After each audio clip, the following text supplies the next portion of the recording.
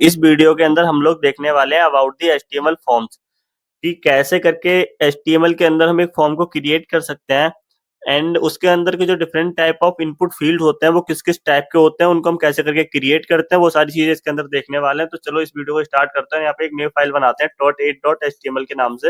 इसका नाम .8 क्यों रखा है? क्योंकि ये हमारे इस सीरीज की 8th वीडियो है, इसलिए इसका नाम रखा है .8। तो यहाँ पे जल्दी से हम बॉयलर प्लेट बना लेते हैं। इस बॉयलर प्लेट के अंदर हम अपना टाइटल चेंज कर लेते हैं। टाइटल में डाल देते हैं फॉर्म्स इन एचटीएमएल। ठीक है।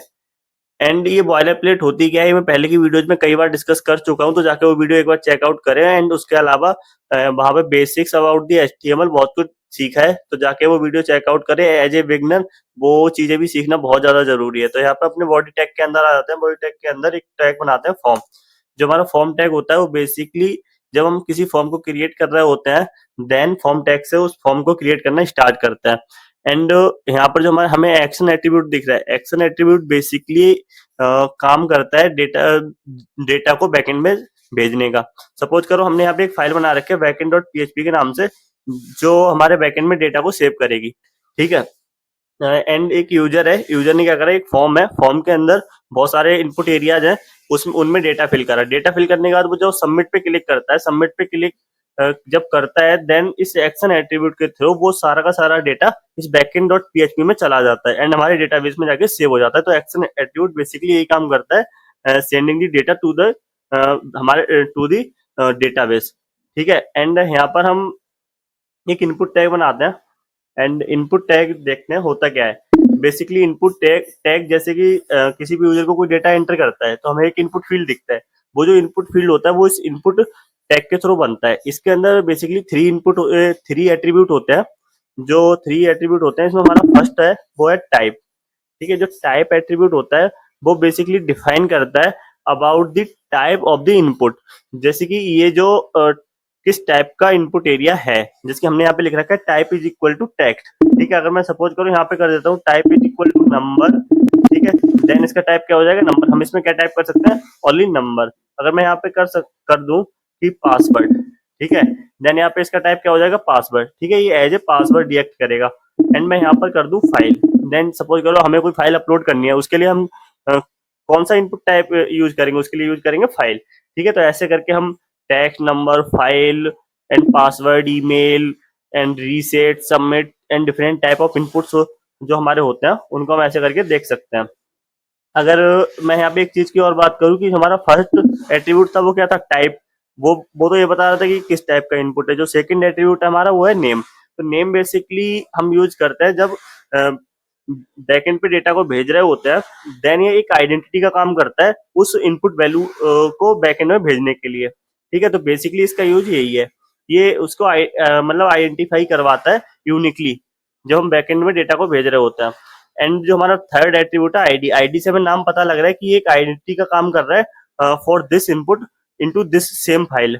जैसे कि सपोज करो हमने जो हमारा फर्स्ट है टाइप टेक्स्ट, इस वाले को इसको टारगेट करना है। ठीक है। इसकी मैंने आईडी में नाम दे रखा है नेम।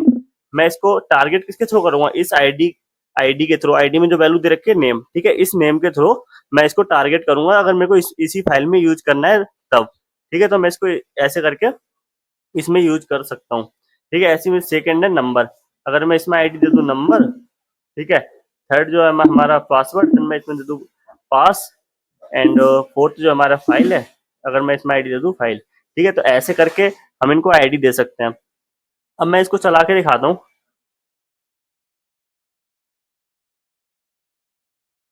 और देखते हैं यहाँ पर होता क्या है। देखो मैंने इसको चलाया, देन यहाँ पे हुआ क्या, हमारे पास चार इनपुट एरियाज बन गए। पहला जो इनपुट एरिया है वो क्या है? टेक्स्ट है। तो टेक्स्ट में हम कुछ भी टाइप कर सकते हैं, जैसे कि नंबर भी, कैरेक्टर भी, एनीथिंग। ठीक है। जो सेकंड है वो हमारा क्या है? नंबर। तो उसमें हम कोई भी अगर वर्ड टाइप करने की कोशिश करेंगे, कैरेक्टर टाइप करने की कोशिश करेंगे तो उसको टाइप नहीं कर सकते, only number we can type. And यहाँ पर एक एक्सेप्शन केस होता है, यहाँ पर हम ई को डाल सकते हैं। सपोज मैं यहाँ पर अगर ई को डालता हूँ नंबर के साथ तो वो हम डाल सकते हैं। ऐसे बस ई को हम एक बार ही डाल सकते हैं। ऐसा क्यों होता है? जब कोई बड़ी वैल्यू आ जाती है देन हम क्या लिखते हैं उसको? 10 to the power. 10 to the power लिखने के लिए हम किस चीज का यूज करते हैं मैथमेटिक्स में? ई का। तो हम यहाँ पे ऐसे करके ई को लिख सकते हैं नंबर के अंदर। ठीक है। ऐसे करके हमारा जो थर्ड था वो क्या था? पासवर्ड। देखो पासवर्ड क्या होता है? हाइड हाइड मतलब हाइड करके शो होता है। तो यहाँ पर क्या शो हो रहा है? मतलब पासवर्ड शो हो रहा है हमें दिख नहीं रहा। ठीक है, ऐसे यहाँ पर हम देख सकते हैं कि अगर किसी फाइल को अपलोड करना है तो ऐसे करके अपलोड कर सकते हैं। ठीक है, तो ऐसे करके हम different type of input areas बना सकते हैं। अगर मेरे को देखने हैं कि कितने टाइप के इनपुट एरियाज होते हैं, तो इनपुट टाइप्स इन HTML हम ऐसे करके सर्च करेंगे, देन यहाँ पर देखेंगे तो हमें दिख जाएंगे कि कितने टाइप्स के इनपुट एरियाज होते हैं। तो हम यहाँ से ऐसे देख सकते हैं। तो सर्च करना सीखो, रटना मत सीखो।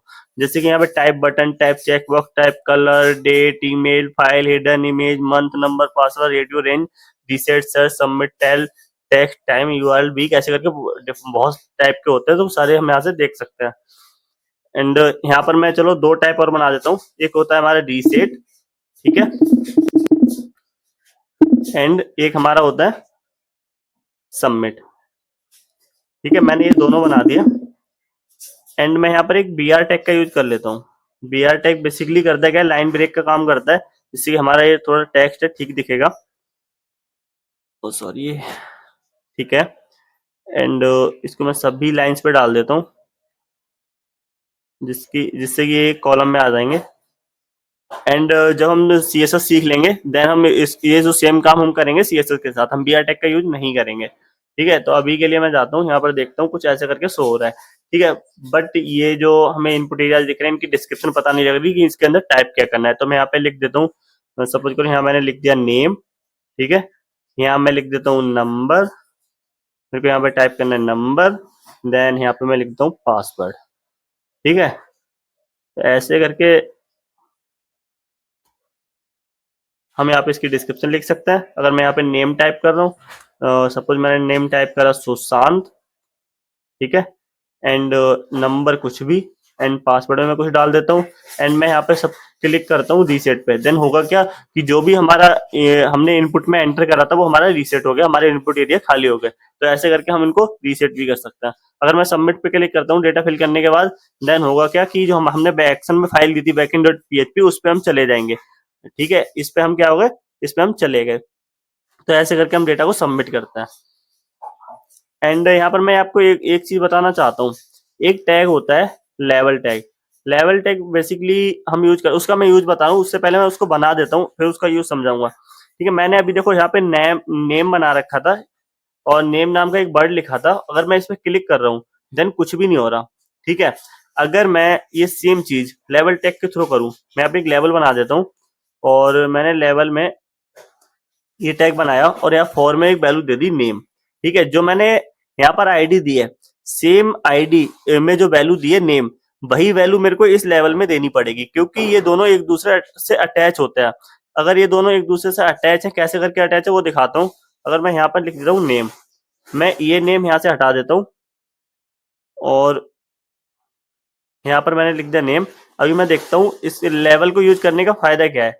यहाँ पर देखो सेम चीज दिख रही है, जो डिस्क्रिप्शन पहले आ रही थी वही अब आ रही है, बट इसका फायदा क्या हुआ लेवल का यूज करने का। सपोज करो मैं इस नेम के ऊपर क्लिक करता हूँ, क्लिक करने से हुआ क्या कि अभी हमारा जो उसके करस्पॉन्डिंग सेम इनपुट जो एरिया था वो एक्टिव हो गया। एक्टिव हो गया तो हमें पता लग गया कि इस डिस्क्रिप्शन के अकॉर्डिंग ये इनपुट एरिया है। ठीक है, तो हमें इसमें वैल्यू टाइप करनी है।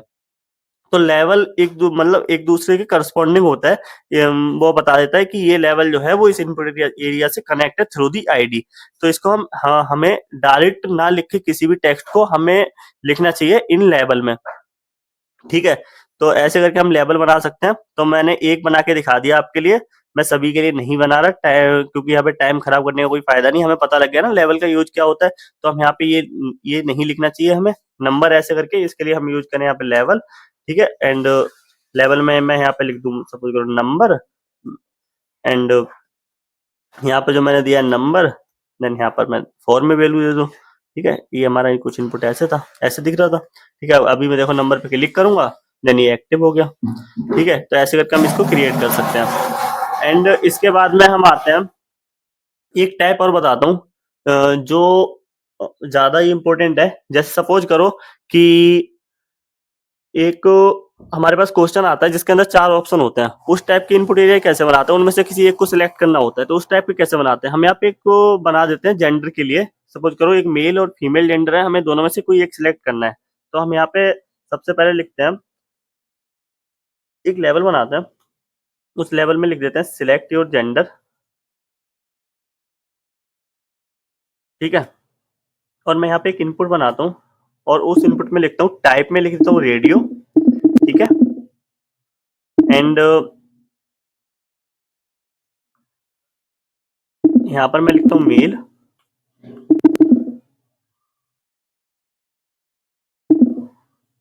एंड आईडी में मैं दे देता हूँ मेल। सेम मैं बनाता हूँ फीमेल के लिए। ओके,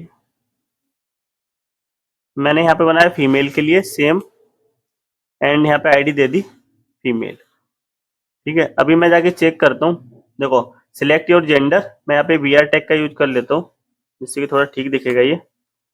एंड कह रहा है सिलेक्ट योर जेंडर, अगर मैं मेल को सिलेक्ट करता हूँ तो मेल सिलेक्ट हो जाता है, फीमेल को सिलेक्ट करता हूँ तो फीमेल भी सिलेक्ट होता है। अच्छा, ये डिफरेंस मतलब दोनों सिलेक्ट हो गए बट दोनों सिलेक्ट नहीं होने चाहिए। इसके लिए क्या करते हैं, हम नेम में एक वैल्यू देते हैं, और जिसकी अगर हमने सेम वैल्यू के लिए चार पांच इस टाइप के ऑप्शन बना रखे हैं, तो उनमें हमें जो नेम में हम वैल्यू वैल्यू देंगे वो सेम वैल्यू होगी। यहाँ पर हम दे देते हैं जेंडर, ठीक है, और यहाँ भी हम दे देते हैं जेंडर, क्योंकि हमारे जो वैल्यू बैकेंड में जाएगी वो एक ही तो वैल्यू जाएगी, क्योंकि हमारा एक ही ऑप्शन तो करेक्ट होगा, ठीक है। तो हम यहाँ पे नेम में जो वैल्यू देंगे वो एक देंगे, ठीक है। हमने यहाँ पे एक वैल्यू दी, अभी मैं देखो मेल को सिलेक्ट करता हूँ, अभी फीमेल को सिलेक्ट करता हूँ, तो दोनों में से एक ही किसी को सिलेक्ट कर पा रहा हूँ। अच्छा, एक चीज देख रहे होंगे, यहाँ पे मेल पे क्लिक कर रहा हूँ, फीमेल पे क्लिक कर रहा हूँ, कुछ भी नहीं हो रहा।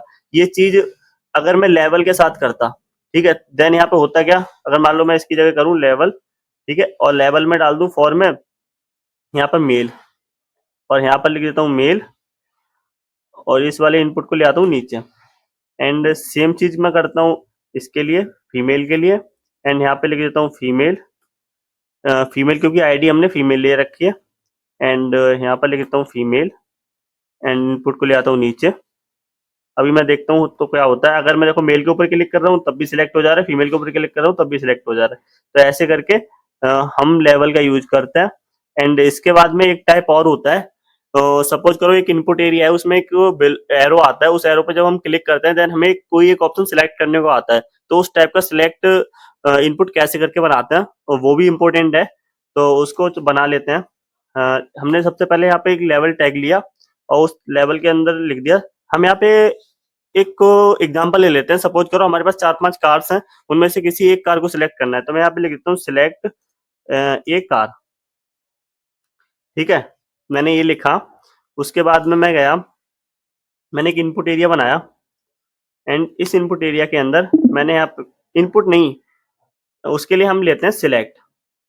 मैं यहाँ पे सिलेक्ट टैग का यूज कर रहा हूँ क्योंकि हमें सिलेक्ट इनपुट बनाना है, और उस सिलेक्ट इनपुट के अंदर हम लोग यूज करते हैं एक ऑप्शन, ऑप्शन करके एक टैग मिलता है, उसको हम यूज करते हैं। हमें सपोज करो पांच ऑप्शन बनाने हैं, पहले ऑप्शन में हमें क्या लिखना है, हमें लिखना है सिलेक्ट टाइप ऑफ कार, ठीक है। ऐसे करके मैंने लिखा, एंड सेकंड में मैंने लिखा कार वन, एंड यहाँ पर मैंने लिखा कार टू, एंड यहाँ मैंने लिखा कार थ्री, एंड यहाँ पर मैंने लिखा कार फोर, ठीक है। एंड अभी हम यहाँ पे नेम में एक वैल्यू दे देते हैं कार्स करके, और यहाँ पर भी कार्स करके एक वैल्यू दे देते हैं, और फोर में भी सेम वैल्यू देते हैं, ठीक है। अभी हम जाते हैं, ये सी बड़ा है, सॉरी गाइज। अभी हम देखते हैं अपना आउटपुट, एंड यहाँ पर हम सिलेक्ट करते हैं एक कार, तो अभी हम सिलेक्ट कर पा रहे हैं, तो ऐसे करके हम अपना सिलेक्ट इनपुट बना सकते हैं। उसके लिए मैं यहाँ पे एक बार बी आर टैग यूज कर लेता हूँ जिससे कि वो ठीक दिखेगा थोड़ा, अभी ठीक नहीं दिख रहा था। एंड अभी हम देखते हैं सिलेक्ट ए कार, ठीक है। अगर मेरे को कार एक ही कार सिलेक्ट करनी है तो कुछ इस टाइप से हम सिलेक्ट इनपुट बना सकते हैं। सो गाइस, इस वीडियो में बस इतना ही, मिलते हैं नेक्स्ट वीडियो में एक नेक्स्ट ट्यूटोरियल के साथ, एंड वहां पर हम कुछ नया डिस्कस करेंगे अबाउट दी HTML। एंड इसमें हमने क्या क्या देखा था, सबसे पहले देखा था कि हम अपने फॉर्म टैग को कैसे करके स्टार्ट कर सकते हैं, कैसे एक फॉर्म को क्रिएट कर सकते हैं, और एंड उसके अंदर कैसे डिफरेंट टाइप के इनपुट एरियाज बना सकते हैं, लेवल टैग एक्चुअली होता क्या है, और लेवल टैग को क्या मतलब उसका बेसिक यूज क्या है, एंड जो डिफरेंट टाइप हम एट्रीब्यूट यूज करते हैं, टाइप नेम आईडी, ये होते क्या है। यहाँ पर एक एट्रीब्यूट और दिख रहा होगा आपको, वैल्यू, ये वैल्यू एट्रीब्यूट होता क्या है, ये बेसिकली सपोज करो इसकी वैल्यू क्या है, बैकएंड में जो वैल्यू हम भेज रहे होते हैं उसके लिए हम यूज करते हैं वैल्यू। यहाँ पर वैल्यू के अंदर हमारी क्या आएगी, इसके अंदर कुछ नहीं आएगी क्योंकि सिलेक्टेड टाइप ऑफ कार। ठीक है, अगर इसके अंदर क्या वैल्यू आएगी, कार 1, ऐसी करके इसके अंदर क्या वैल्यू आएगी, कार 2। तो ऐसे करके हम इसको वैल्यू दे सकते हैं। ये जो हमारी वैल्यूज होती हैं ये बैकएंड में जाती हैं थ्रू दिस वैल्यू एट्रीब्यूट। ठीक है, तो ये बेसिकली इसका यूज होता है। So guys, thank you, bye bye, thank you for the watching.